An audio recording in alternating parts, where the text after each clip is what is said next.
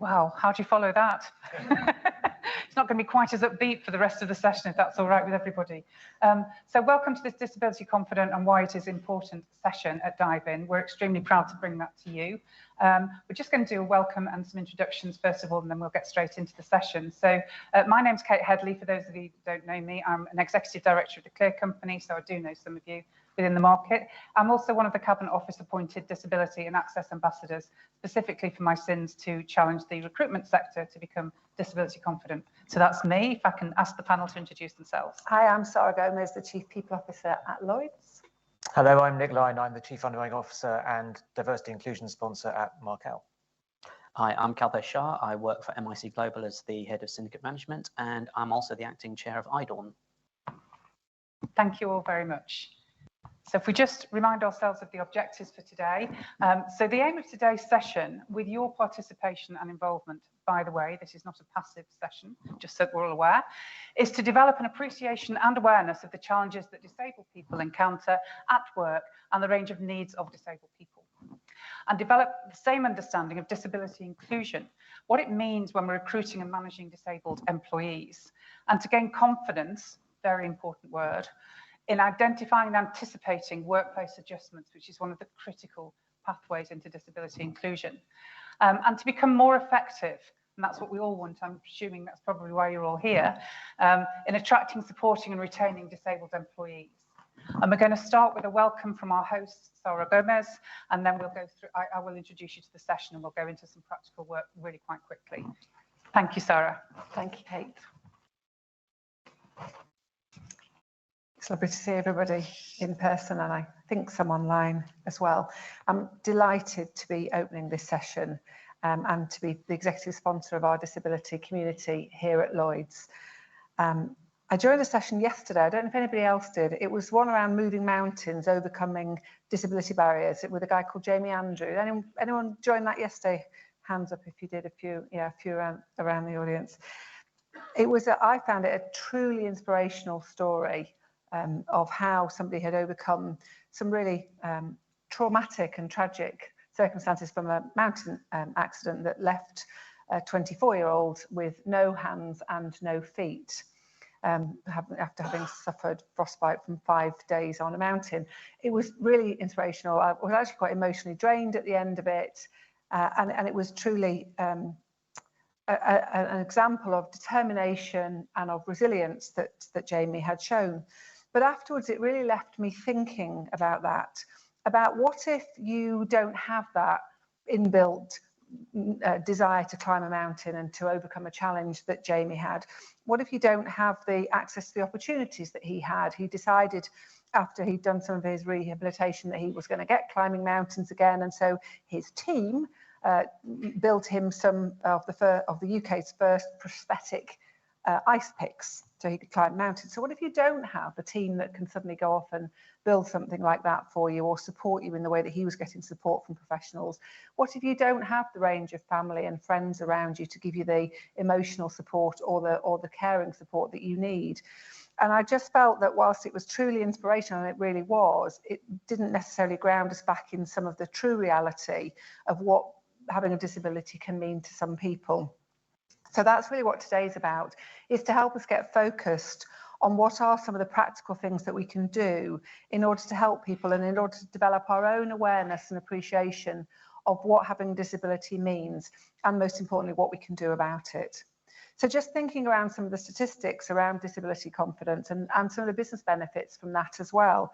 Nationally, 18% of people identify as disabled, according to the latest UK census.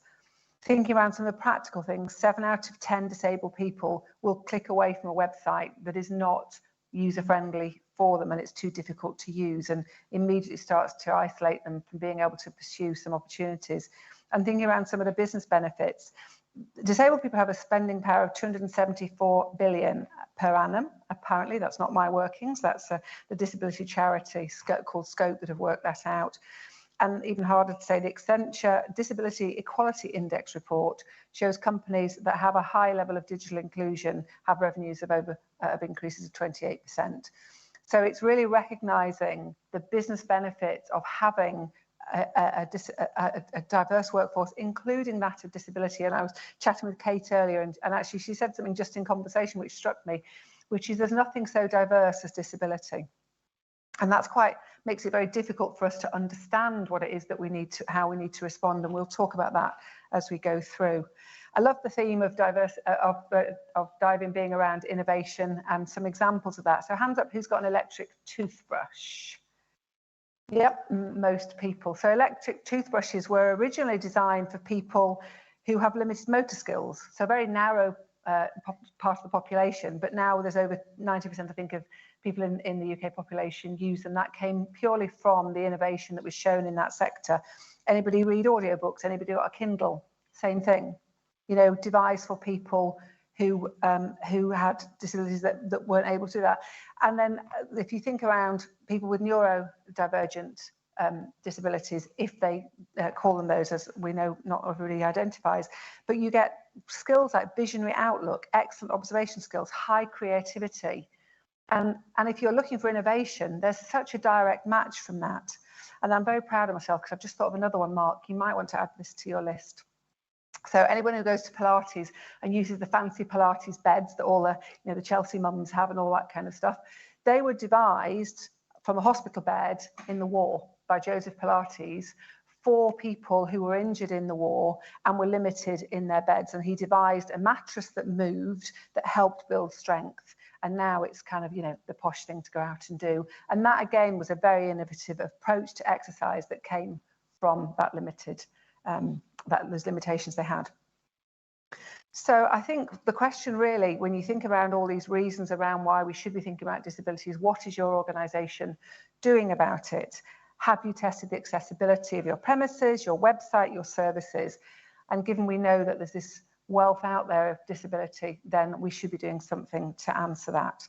Here at Lloyds, both in the corporation and across the market, we've taken some really important steps to move us towards that. We use the Clear Talent system, which Kate will be promoting and talking about, I know, as we go through today. It's an online system that enables colleagues to ask for workplace assessments. And we know from our data that whether people identify as disabled on our HR system compared to the workplace adjustments where the disabilities are coming through, we know there is a difference. So really encouraging people to disclose that information means we can respond to it. Our reward and benefits have an access across a whole range of wellbeing support, disability-related learning. If any of you are in the corporation, I'll be sending out some links to some disability-related learning later this afternoon, and Headspace, our meditation app. We do collect disability data both here and across the market to identify any gaps or trends. And then we're very proud, as I said, of our disability community, and also we support IDAWN, which I know we'll be talking about a little later, both super communities to really help in this space and to give time and energy to connect with people. So access and accessibility are key pillars in our culture strategy, and we're very proud to have achieved Disability Confident Leader, which is the top tier. And again, I'll not spoil the conversation that's going to happen later, because again we'll be referring to that, but that really enables us to demonstrate our commitment and action towards helping on disability. We'll continue to drive towards getting more data. Only 60% of firms in the market collect disability data, so some of the work that we'll stay very focused on is to make sure that we have more data upon which we can act.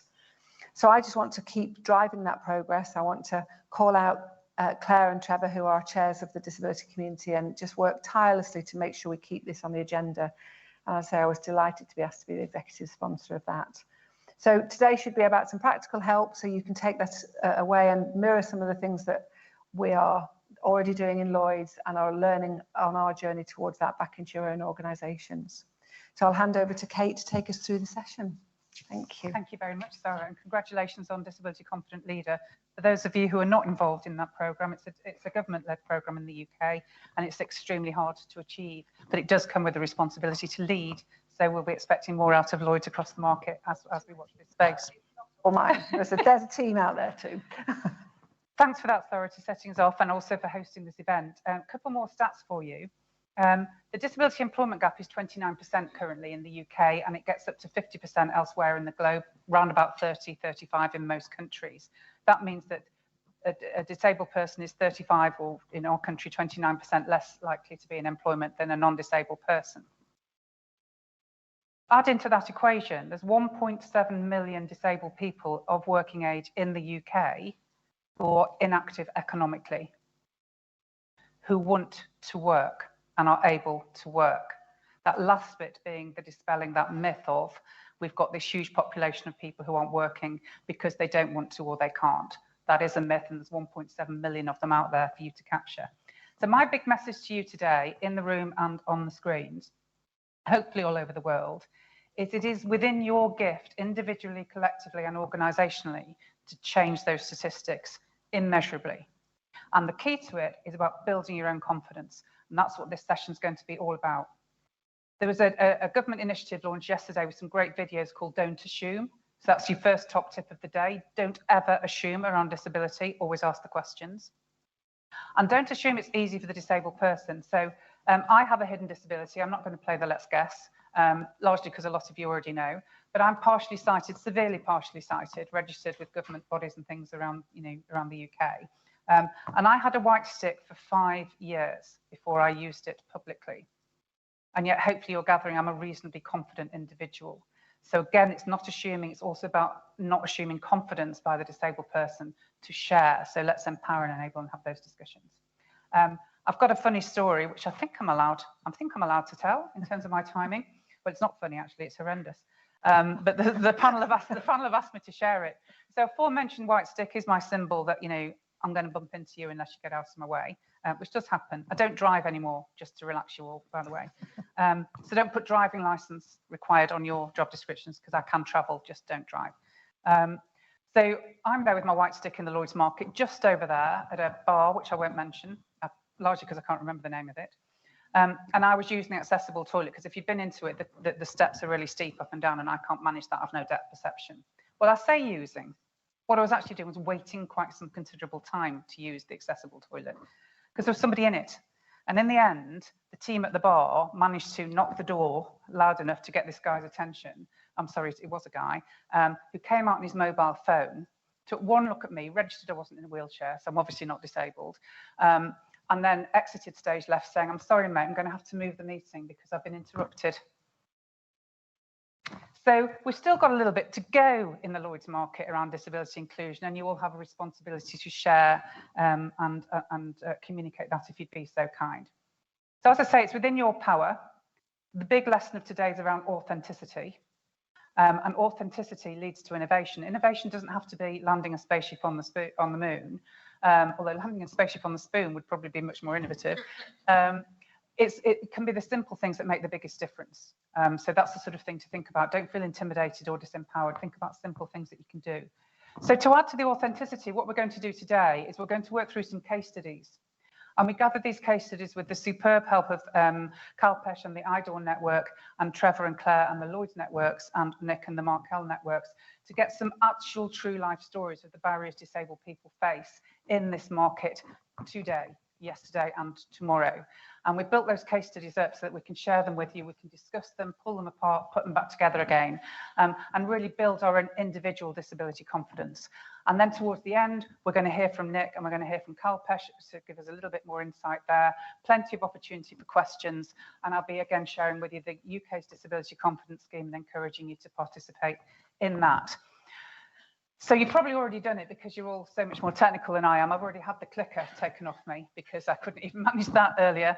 And I cannot blame my site. I'm just literally technically inadequate. But we're going to do a case study around experience in a recruitment process, which is obviously very true to my heart. I'm passionate about inclusive recruitment. To join in with our debate, if you can join us at www.menti.com and use the following code, which is 82823306, or alternative, there is a QR code on the screen currently, which you can access questions by. And for those of you who are wondering, why am I reading that out when you've all been sitting there looking at it? That's called inclusive presenting, because I may have people in the room who can't read it. Just another little tip to throw out there. Okay. So our first case study, and just obviously in the interest of television, we've changed the names. So Maya is an experienced analyst who's looking for a new job opportunity after a negative work experience. She is autistic, requires more time to process information, and has sensory sensitivities, which include strong lights, noise and smells, such as strong perfume, for example. And then she finds this great opportunity to work as a senior analyst for a global insurance company. However, the job description asks for a great team player and a strong communicator. And the advert also references a fast-paced environment.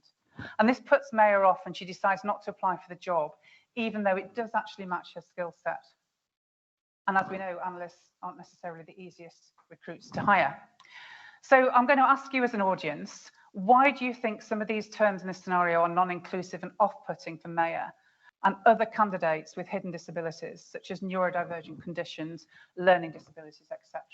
And obviously, if you get it right for disability, we also have cultural and personality challenges that might not fit in that environment.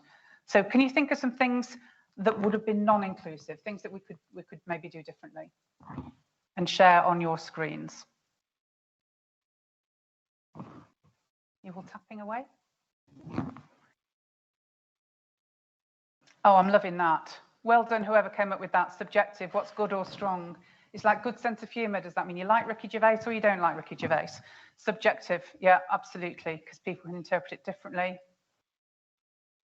Team player, strong communicator, fast-paced. True requirements of an analyst role, we ask ourselves. And they're describing a work environment that's going to be unpleasant for her. She can't see herself fitting in there. These are really key themes, by the way. Asking for aspects not key to the role. Plus, if you ask and have neurodiverse people, they may think essential rather than just one expert. Yeah, so I think what we're trying to say here is when you're writing a job description, if you put something in it that's just a sort of passing remark, you happen to just add it on to the end. Somebody looking at that can home in on it and can be the most important thing for them. I think that's what the excellent person in the audience has shared with us. The fast pace is coming up as a regular theme. And this is a really interesting one, actually, because if it is a fast-paced environment, how do we convey the fact that it's a fast-paced environment while not putting off neurodiverse and divergent candidates? Because we have to be real about what we're doing. So that's one for the panel, I think. They're not expecting either, so they'll love me. Yeah. So there's some really key themes and lessons coming in here. And I think that the main thing on all of that is none of those things that you've said rather cleverly would make somebody not want to apply for the job or relevant to the role of an analyst as far as I can see. So very well done. You can all be really proud of yourselves. I'm glad that you came along. Thank you so much. So I'm going to move on to the panel now. It's your turn to come under pressure. So how could we change that job description to make it more accessible for Maya? And I'm going to start with you, Nick, if I may. Thank you. Obviously, it's a huge shame that somebody with the abilities that Maya has been put off a really good job that she would fit, and it's a loss for the company that she's gone elsewhere. So these words, these are great words, aren't they? Strong communicator, fast pace, fantastic, strong, macho words. And I was thinking earlier, yesterday I was sat here with Jason Robinson, the rugby player. He was talking about when he was playing rugby, it was a hugely macho environment. And I was thinking, when I joined Lloyd's, it was quite similar, actually, all big macho words. And maybe 10, 15 years ago, if you'd brought me that job description, I'd have said, yes, that's what we're like. Even in my actuarial team, we want to be fast-paced and exciting and great communicators. But these aren't the words that the job necessarily needs. What we like to do is we use some software called Textio. We put all our job descriptions through that, and it picks up stuff that is inappropriate. And words like strong are used a lot. I think if you put fast-paced in your job description, maybe you wish your team was fast-paced, and maybe it doesn't need to be. So I think reading one of these job descriptions, first of all, using your software to flag words, and it's not, and Textio and other software looks for all kinds of biases in job descriptions, not just for here, but for elsewhere too. And just reading that job description from different people's points of view, and as people have said quite rightly, look for this, ask for the skills that you need. Don't ask for a driving license if you don't need one, for example. So, we're not trying to hire Don Draper into this role. We're looking for an analyst, and those we should be asking for those kind of skills. And these are words that are off-putting for someone like Maya. Great. Definitely. Thank you very much indeed, Nick. Sarah, anything to add? So I think go for skills, not for personality traits. Most definitely is the sort of the top tip, just to put an overarching piece over it. I think I wouldn't change the job description. Maybe I would go and talk to Maya or people like her.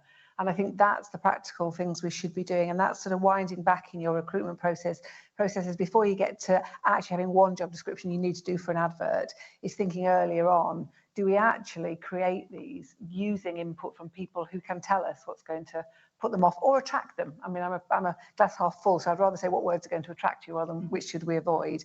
So certainly go and consult with people. I'll step into the fast paced if you would like me to. Yes. So the business I worked for before here was a fintech startup. So it was most definitely the most pacey place I've ever worked, and I've been in insurance before then as well. It was much faster than that. We went into 7 new countries in 3 years, acquired 3 businesses, set up a whole load of new teams. So we were moving quickly. We made decisions very quickly. So we decided to put Workday in as an HR system in April. It took 3 weeks to get sign off, and it was then implemented within 4 months. I mean, that kind of is pretty quick. Yeah.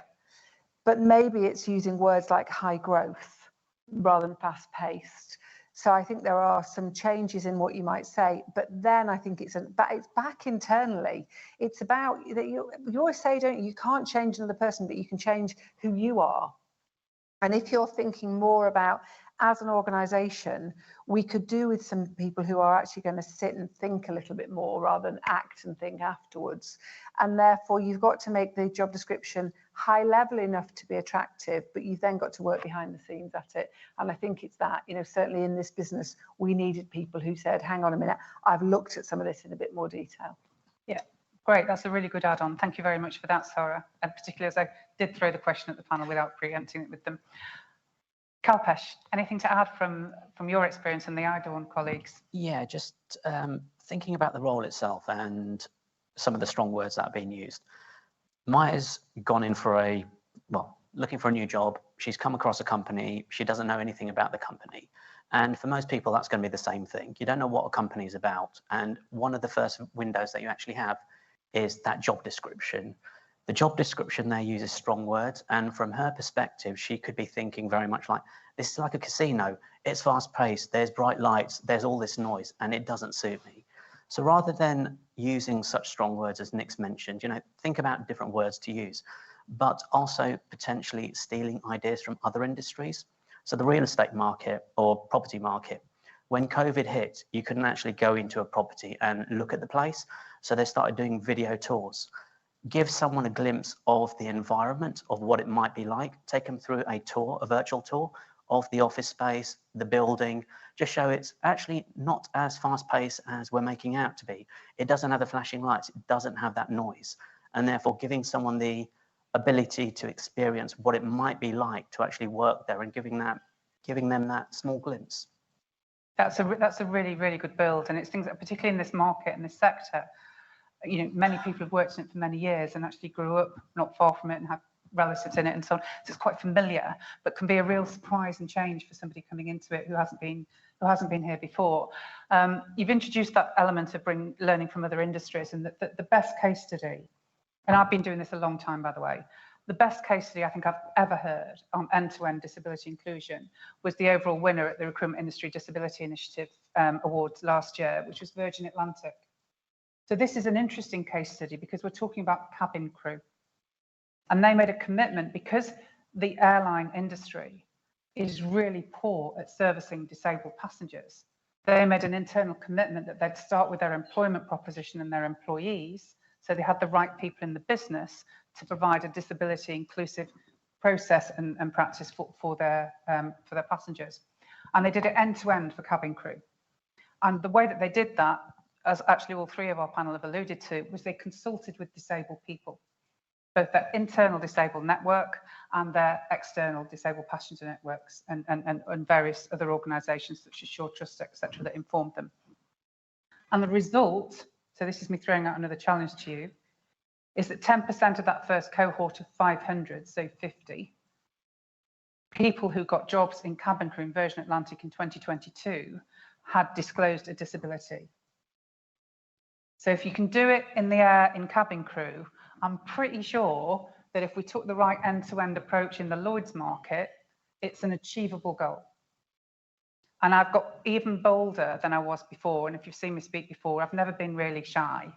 But I've been even bolder since I heard that case study, because I do think it proves also things like, you know, on construction sites with the disability inclusion, on the construction sites with the HS2 supply chain, if they can make that construction site inclusive for people who are disabled, then we can do it in an office environment, particularly when it's a hybrid office environment. So there should be nothing stopping us. And I just think that's a lovely story.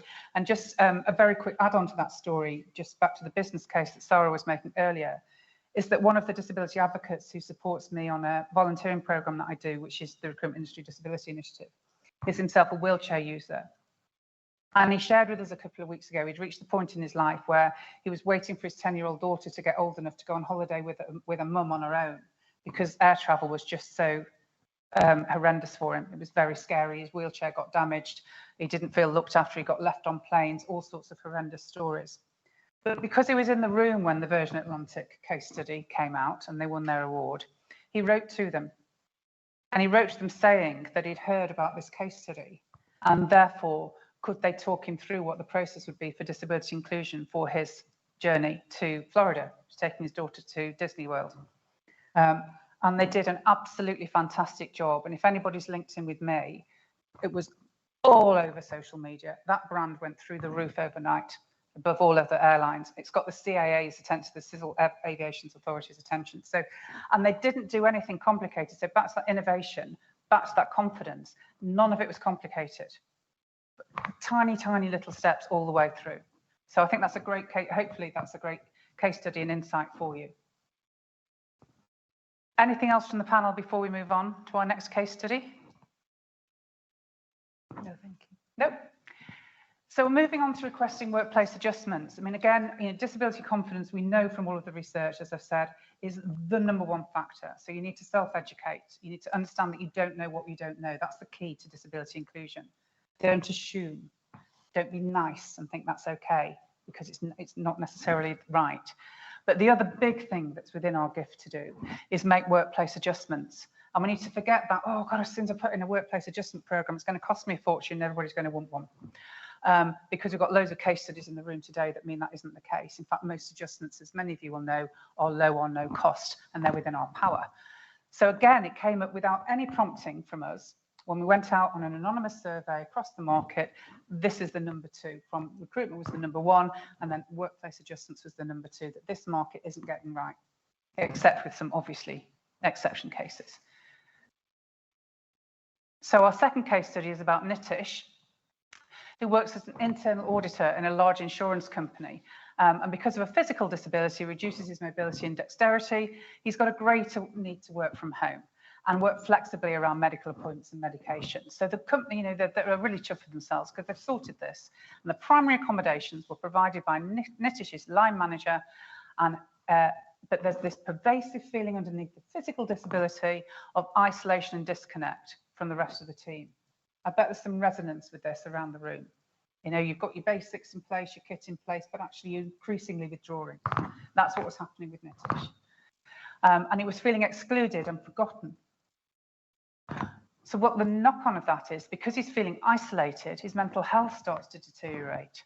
And that contributes to a poorer performance. So where a lot of organisations who aren't asking those questions and doing the right things about reasonable adjustments would kick in, is managing poor performance, because they put the adjustments in place. But the worries about his job stability and not being able to keep the workload are becoming overwhelming.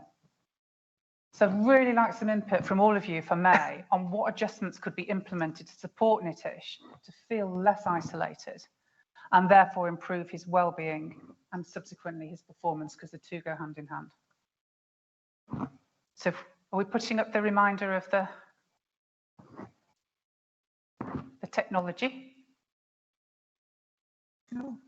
I think they've all logged on. Have you all logged? Are you ahead? They're done. Fantastic. Oh, we've got the responses. I wasn't lying, by the way, about partially sighted. Right, oh, we've got loads. This is fantastic. So video team meetings. Oh, I love that. Right, okay. Whoever did this, give yourself a gold star. We've probably got more of them. Ask him what would be helpful and don't assume that you know best. If you take nothing else from today, that's the #1 learning point. virtual social engagement for the team building. We were talking ourselves, weren't we, before that, we did it during COVID and then we dropped it, but we're still working hybrid. So we need to maybe bring that back. Low pressure virtual catch-ups. Love the term, low pressure. Let's not add to the pressure by saying you must turn up at. Introduce regular, at least daily online touch points for the team. The meetings with remote access. We've got virtual meetings. Ask Nitish, she's best placed to advise. Line manager to lead by example, encourage other members. Team meetings online. So we've got something missing here, panel. Or have we got more? Have we got more? I'm just going to look through our... Yeah. Somebody's picked it up. No, that. Yeah, okay. So we've got virtual social events, hybrid events, low pressure catch-ups. We've got team meetings. But I'm going to take it back to the panel now because I think we've got a little bit more that we can maybe add on. But the themes coming through are great around asking the questions, having the communication, not making any assumptions. There might be some more practical things as well that we can do on top of that. So we've got the physical disability, and as well as you feel free to comment on the above question as well. What other adjustments would you consider implementing? And Sarah, if I start with you on that one, if I may. So I think taking the basis of talk to the individual as primary what we would want to do. Don't assume that he doesn't want to come into the office, because it might be difficult. So clearly with our gold standard, we should have made all of the physical changes to make sure that the building's accessible, etc. But it's really starting to marry together the systemic bit between the building and the people. So there's a couple of pieces for me. Clear Talents is a really good platform for people to tell you what adjustments they make. So if you don't have any kind of system in your organisation, then that's one of the first things to start to strive towards, and will be part of the disability confident recognition, because done well, people have a profile for home and for work. So practically, people are able to tell you what they want at each place, and then we make sure we've covered that from a practical perspective.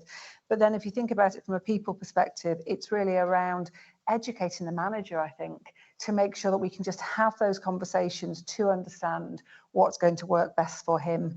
And I guess practically, if he is going to come into the office, make sure there's some team work that he can be doing when he comes in as well. That's great. I love that you brought in the manager there as well, because again, we make assumptions about managers' level of confidence. Where do they go for help, and where do they go for learning as well? So it's that full rounded approach. Nick, anything to add? Yeah, what I quite like about this case study is it mentions the phrase primary accommodations. And I read that and thought, that's a really good point, because you make your primary accommodation and then there's more. It's not just one and done and I've set you up and off you go.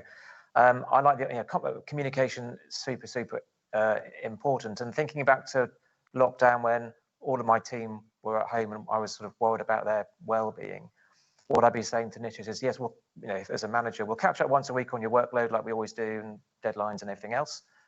And just tell me if there's any concerns about being at home.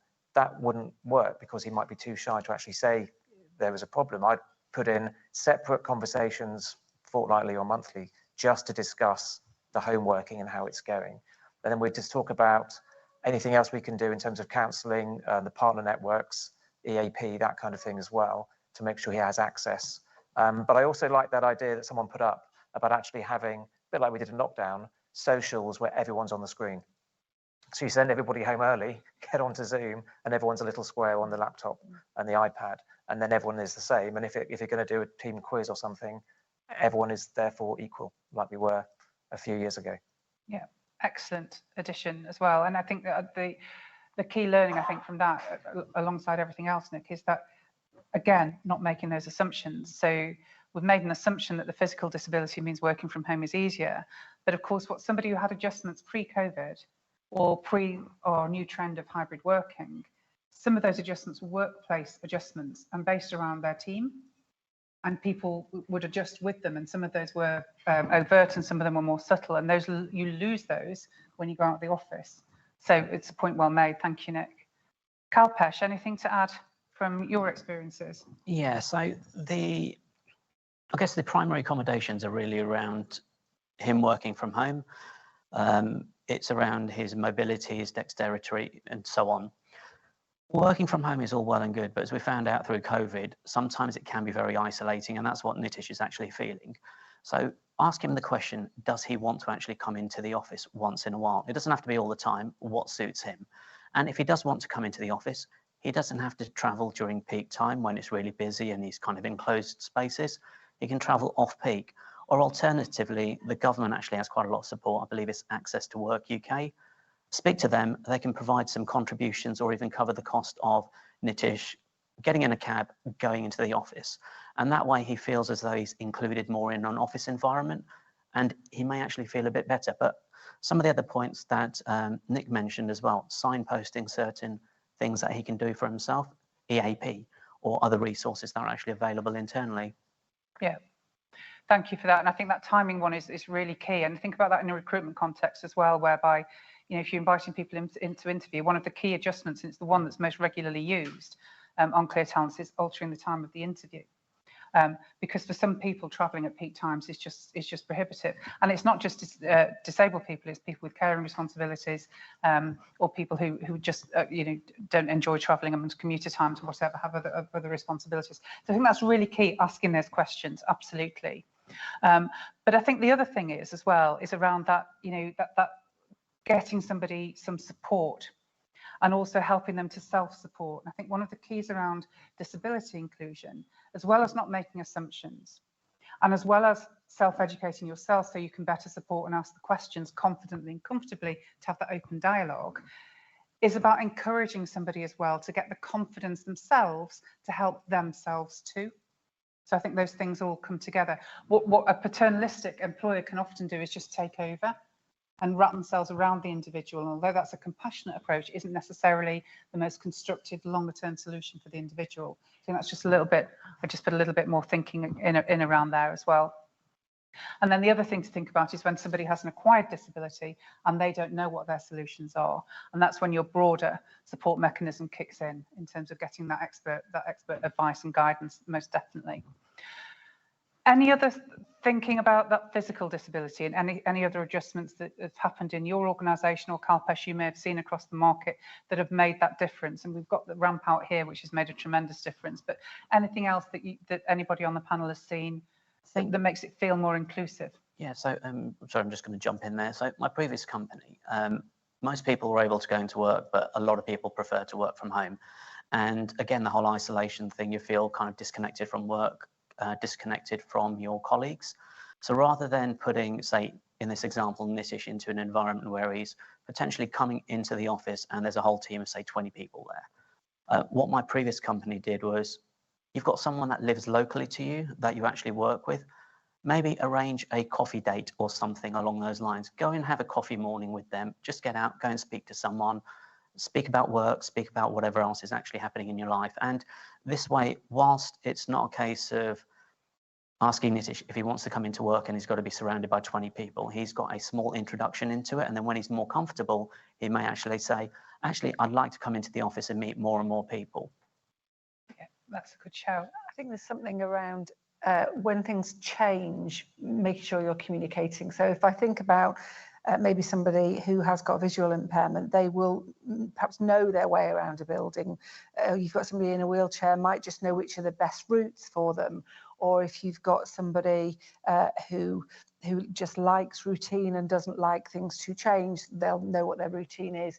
So I think it's important that if things around the building change, that's communicated well and people are given time, therefore, to adjust, depending on what the disability is, as we said, across a range of different things. Yeah, that's a really good shout as well. We look at the impact of any changes or any decisions that we make around, you know, to Nick's point, having team meetings, bringing people in on a Zoom, you know, the timing of that, changing the timing of that will be less easy for other people to adjust to than it is for some others, and just making sure we're inclusive. Nick, anything to add? I just think we're talking a lot about Nitish and the team doing stuff. I think spending time talking to the individual team members about their experience of dealing with Nitish and what they can whether they've been properly trained, they understand his issues and his disabilities, so that they can actually support the best they can, so actually everybody is on the same page. I think that's a really good addition. And I suspect there may be people in the room thinking, but our confidentiality, we've been told information about Nitish, we can't share it. That's absolutely right. So what we need to build into our confidence set is having conversation with Nitish that give him the confidence to allow us to share. So we talked to him about why that might be appropriate for him, when he feels comfortable, what he feels comfortable about. and then we share that and we educate the team. If you bring somebody in with needs into an organisation and you have that conversation with them, they profile what their at-work adjustments and requirements might be for whatever aspects of their life, then one of those adjustment needs is always going to be making sure that you've got a team that is receptive and supportive and ready to embrace that individual and help them to flourish and fly. But I think communication is coming through as an absolute key. But I still feel there's probably people around the room and and listening in from elsewhere around the world thinking this all sounds great, but I honestly don't know what to say and I'm going to get it wrong and I'm going to say the wrong thing. I'm going to trip myself up. I haven't met a disabled person. Actually, that's wrong. I have met the odd, but they'd fight about anything. It's not just about language. Who would be unforgiving about you getting it wrong. So people regularly say to me, because if I'm carrying my white stick, they'll say, do you want me to help you across the road? And I don't want them to help me across the road, but I'm glad that they asked. So I'll just say thank you and no. So just have a go, have a conversation. If you get it wrong, it really doesn't matter as long as you say, I'm really sorry, my intentions are to get it right. So do correct me. I feel very comfortable with that. And a couple of lasting tips about getting it wrong are, one of the things around disability is what is known as the pity model. And you won't know you're doing it. You really won't know you're doing it. And some of you may well not be doing it. But the instinctive reaction for many people when you talk about having a disability is to go, oh, bless. I've had that in this market. I was sharing it with Sarah before. I'm a pretty senior consultant and I work globally. And I'll go into an MD's office and I'll say, I need to record the meeting. Because I can't read my own notes, even if I can write them, because I'm partially sighted. And the number of times I get, oh, bless, when did that happen? And I'm diminished from somebody who's a successful consultant, hopefully doing a really good job, to somebody who's trying to excuse the fact that they've got this disability, but actually it doesn't mean I can't actually still do the job. So just be very wary about the pity model. It's part of somebody's identity. It's not necessarily something that they're looking for sympathy for. Maybe looking for empathy and support, but definitely not sympathy. So I think that's a really good top tip to share with you as well. So before I get shouted at for overrunning, we can move on to a little message from Nick, if we may. I'm sure it's a very big message, but we're looking forward to hearing it. Thank you very much. I'll just tell you a little bit about what we've been doing at Markel, and we're at the very beginning of our journey, in this space. So we've been working for a while now on our Clear Assured bronze accreditation. And as part of that, we've been working for Disability Confidence Level 1. And if you don't know what I'm talking about, literally, if you go into Google and type in disability confidence, it'll take you to the government website and it'll explain what levels 1, 2, and 3 entail. So level 1 is all about inclusive, accessible recruitment. It's about how you advertise vacancies. It's about being open to interview people who disclose as having a disability. And making sure that you provide adjustments when they're coming for an interview, and also supporting the people that you've already got in your organisation as well. And having achieved level 1, we're moving on to level 2. And to do that, we're using outside help, which I might come back to that in a minute. In terms of recruitment and retention, I think the first thing is we talk a lot in all D&I world really about the talent pipeline, the war for talent, and all this sort of getting more people into the industry. Obviously, by making accommodations and being open to this big group of 1.7 million people you mentioned, that's more people to come into the industry that we need, that are willing workers that we have to bring into our organisations. For me, it's sort of a no-brainer. The other thing which you mentioned briefly, and which was mentioned to me, is that making accommodations to adjustments to help people stay in your business is cheaper than losing them and hiring again. That's a no-brainer to me. I don't need a business case. It feels morally wrong to sort of say to somebody, I'm not going to spend money on this. You can go somewhere else and I'll go and pay a consultant 30% to get somebody else. Doesn't make any sense, but morally, I think you should be making adjustments anyway. So in terms of the recruitment process, making sure that when people are coming in or being interviewed, you ask them what adjustments they need. That's really clear. And then recruiting and retaining, training people. So when you're training people on the recruitment, you're making sure that that is entirely, all our people are well trained in the recruitment process, and managing people as well, making adjustments and being inclusive. And then on workplace. So we have quite a few offices around the UK, and earlier on this year, we did full sort of workplace accessibility survey. And I asked somebody recently, did that throw up anything? And the answer was, oh yes, a lot of stuff. So we're working through a long list of things that we need to do to make our workplaces more accessible. One thing we're doing is whenever we redesign an office or move into a new office, and as we're growing as a business, that happens a lot, we're making sure that we're using inclusive design wherever we go. We will only work with landlords who are on the same page as us to make sure that all the communal areas are inclusive as well. Some things we've done already, signage is a big thing we have to change. Some signage looks really trendy, but people can't read it, so I'm sure you'd appreciate. Hearing loops is something else we've thought about as well. And things like kitchen areas, that kind of thing needs to be accessible too. And then something that we've just started doing recently, I think you mentioned that as well, is the journey into the office, making sure that when people are thinking of coming into the office for an interview, they know what that journey looks like. So whether it's video, photo, description, written, and putting that on the website and making that accessible. There's no point going to all that effort and then putting it on an inaccessible website. That would seem to be a bit crazy. So that's something that we're doing as well, to give people the confidence that as they embark on their journey into your building, they literally know where they're going to be going and what signs to look out for. So in terms of lessons we've learned, there's quite a few. One is get in the experts, and I'm surrounded by a couple of people I was going to mention, Clear Company, iDawn, but get people in, because you don't know what you don't know, and you just need to fess up to that and get some help. Get some budget is important, although we said not massively one. Hold yourselves accountable. So if you get a report done by somebody else from outside, implement the findings. Don't shy away. And ask for help. Ask good questions. We've said again, you don't know what you don't know. So ask people you've already got in the building. Go out and ask for help, and don't be shy. And then finally, just celebrate success. If you've done things that have worked, tell people about it. If you've got DC1, tell people about it, then you're moving to DC2, and then at least they know where you are on your journey. So that's my big or small quick top tips from things that we've done at Markel. I love it. Lots of learning there, and lots of things that people can actually take away and implement and discuss. And I'm sure one of the questions that might come up, I'm just preempting it, when we have a little Q&A at the end is, what challenges, have a think about what challenges that this panel have had to overcome to get their organisations to this page. Because I know I was working with both of these organisations a long time ago, and those conversations were at a very early stage. So it's great to hear how far they've moved on. I think we're now hearing from Kalpesh. If we may, thank you so much. Thanks, Kate. Before I go into what iDawn's about, bit of nostalgia. Went out for a cup of coffee into the canteen just over there and decided to walk around the building. So I went downstairs and saw the timeline and the history of Lloyd's. If you've not seen it, go and have a look. Late 1600s, Lloyd started off in a coffee shop, and over 350 plus years worth of change, evolution, and it has changed a lot, but there are certain areas that have not necessarily changed. As Nick mentioned, starting off his career 20, 30 years ago, not sure when it was, but whenever he started his career and everything was the same people, same kind of culture. And that's been there for a little while, but what Lloyd's did, I want to say about a decade ago, was started realizing they needed to do something about that.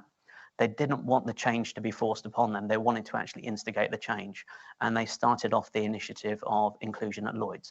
Inclusion at Lloyd's has spun out the Dive-In Festival, but it also spun out something else, which was the partner networks. And the partner networks were industry-wide networks that are volunteer networks that are focusing on different areas of D&I.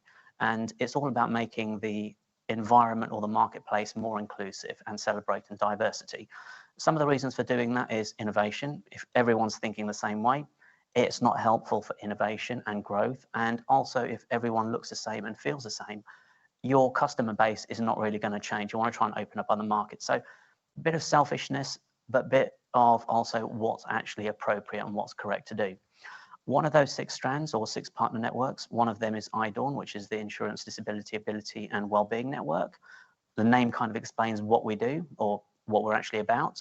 The other networks as well, there's gender, there's culture, LGBTQ, age, and so on. All of the networks work in a very similar way, and our approach is it's all volunteer-led, so we all devote time from the marketplace.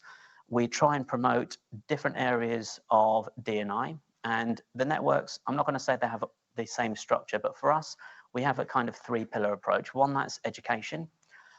Nick may say we could be experts in the room. We don't know everything because in the whole sphere that iDawn covers, there's so much to learn. So because we don't actually know what's right and what's not, we'll actually bring in the correct and appropriate people to actually do talks.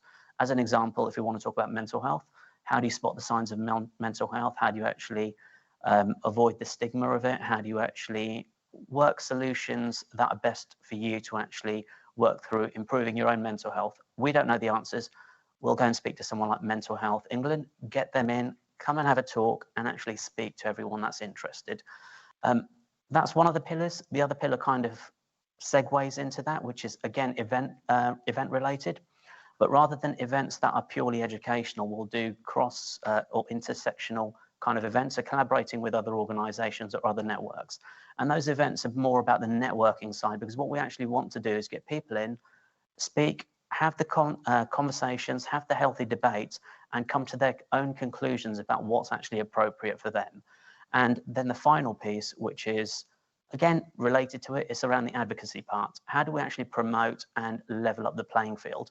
And in order to do that, we need companies to actually be on board. Some companies are small, some are large. They may need help on, say, HR policies. They can come to us. We can give them some sort of guidance, just like the other networks can do, or we can actually signpost who they should go and speak to. Now, whilst iDawn does all of that, there are probably some asks from us to the whole market, along with all of the other partner networks. And some of those, as Kate mentioned, or actually as Sarah mentioned before, Lloyds has been collecting data on disability, so disability traits and so on, or characteristics. Whenever it comes to the employees and an organization, we are limited by the data that we're actually capturing. So if you're not completing surveys appropriately, or organizations are not rolling out surveys, we've got a lot of gaps in the information, and therefore we can't make that informed decision about what's the next steps are that we need to actually do. So if your organization's not involved, get involved. If you don't complete all of the questions, that's fine as well. However, if you feel confident to actually complete the questions and answer them appropriately, please do, because that gives us more information.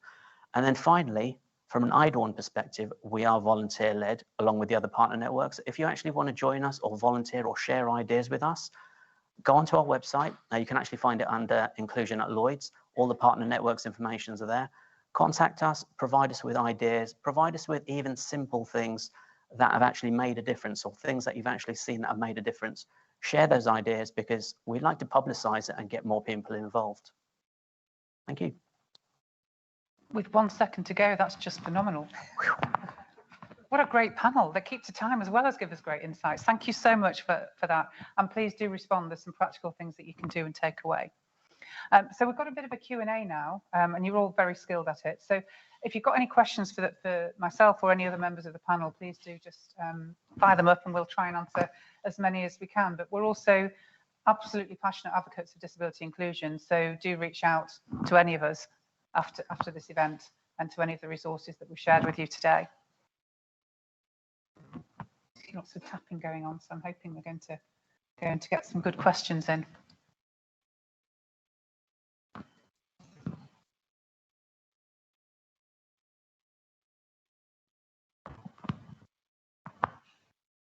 There's obviously a delay, because either that or they're all doing their emails. Here we go. Here we go. Right, we've got a couple of questions in here to the panel. What about managing performance and retention? So that's quite a broad question around, from a disability inclusion perspective, are there any tips that the panel might want to share around managing performance and retention with disability inclusion in mind? Sarah, I can see you nodding. I think it plays back to some of the responses we've given on the panel earlier, which is about understanding what some of the adjustments are that need to be made, and making sure that we are setting objectives that are in line with that, so that we don't have unrealistic expectations. And we've got to make sure at the start that the person is able to do the job, and we've been clear on what the job is, so you sort of start from that baseline. So I think it's about fairness, about inclusion, and it's about understanding. Yeah, I think I would add to that, it's also about gathering your data. So watching for any trends that are emerging around performance and retention of disabled colleagues. So again, just a shout out again to that need for the data. Any additions from the rest of them? I've got a lot of other questions, but anything from that? We'll leave that. No, we'll come up with some more then. A lot of the Women Today is undertaken by employees on a volunteer side of the desk basis. How can we support these people and make sure they don't get burnt out? That's a great question because we've both got day jobs and do lots of volunteering as well, and I'm sure Sarah and Nick do as well. I mean, the response back to that is I think we support each other is the obvious word. I mean, most people working in this sector tend to surround ourselves by people who will notice when we're doing too much and support us. Kalpesh, anything to add? I'd say just about the whole support network as well. If you see a colleague that's struggling, it doesn't matter what they're struggling for. Just remember that they are human beings. Take them to the side, maybe ask them if they're okay. And whilst I'm not just talking purely about disability side of things, I'm just talking in general, mental health, something else may be going on in life. You just don't know. Ask them if they're okay. And that sometimes opens up the conversation. And rather than making it about stigma, it becomes a bit more about, yes, I can talk to someone if I need to. Just to speak up on behalf of both of you, we see that a lot we have a lot of ERGs in our US operation. They work extremely hard and burnout has been an issue. So one thing we try to do whenever we reappoint a group of volunteers is we talk to their managers and say, this person in your team has volunteered to do this. Can you keep an eye on them? It's part of their contribution to the organization. And actually, one thing I've been really amazed with in the time I've been working in D&I is that people who volunteer discover skills they didn't know they had. Yeah, that's very true. People end up chairing stuff amazingly well, or they run events they didn't know they could do. And actually they learn skills that are then transferable back into the business. So we make a real point of having sort of terms of reference for their role, sharing those with the manager and saying, they're going to do their job, but actually this is for the good of the organization, and just keep an eye on them. I think it's really important. And training them, network chairs and people like that, training and job descriptions, etc. We've got so many questions, and I think I've got 30. Oh, I'm over time by 38 seconds. One last top question about, I think let's use this one. So what advice can you give to individuals who do have a disability and how they can ensure they're not missing out on opportunities, and what line managers can do to support this? I mean, I think we've had some input on that. Does anybody want to offer just very quick before we end the session, just any quick words of advice to either somebody who has a disability, wants to progress, or somebody who's in a management role? Either part of the discussion. Tell people about your disability, but we have to provide the space in order for people to feel safe. But tell people so that we can then respond to it. Yeah, and so and you're absolutely right. That's the self-support piece you're talking about. Yeah, absolutely. But and then the second part of that, as you've quite rightly said, is that the employer needs to create that environment of trust so you feel safe doing so. And also it's a stage in your evolution when you feel confident about your acceptance of your disability or what's happened to you or whatever, to have those conversations. What we're trying to do in this model is create an environment where please share or reach out to the networks who can help you to share. One last point from each of the panel, and then otherwise I'm going to get closed down. I think you just answered one of the other questions as well, which is creating that atmosphere where people are happy to disclose. And I think that's all about that atmosphere of openness, kindness, and the language that managers use day in, day out, which makes people comfortable about disclosing. In fact, across the whole of the D&I space, the way people, the culture that you have in your organization makes people comfortable about talking about who they are. Yeah. And the trick with that, ask, and ask again. Not just a one-liner, please let us know if you have a disability. All the way through the process, all the way through the employment cycle. Kalpesh, final word from you. I'm just going to reiterate all of that. Be part of the conversation, ask questions, learn something, and if you're unsure, ask again. Yeah. How fabulous to have more questions than we can answer. Thank you. And we can certainly do a bit of a fact sheet on it, I think, but thank you for that, because very often we don't get enough questions. Yeah, so. I think that's great, and it's down to the panel for stimulating that debate, so thank you for that. Top tips, authenticity is one of them, and disability inclusion is about impact, not cause. So when you're thinking about your questions and you're having your discussions, I notice people putting up about having diagnosis, having hospital assessments, etc. As an employer, you don't need those to make those early workplace adjustments. You need to talk about the impact and work with it from there until that formal, clinical response comes through. You can do the workplace response much quicker than that. Thank you all very much indeed, and thank you to the panel.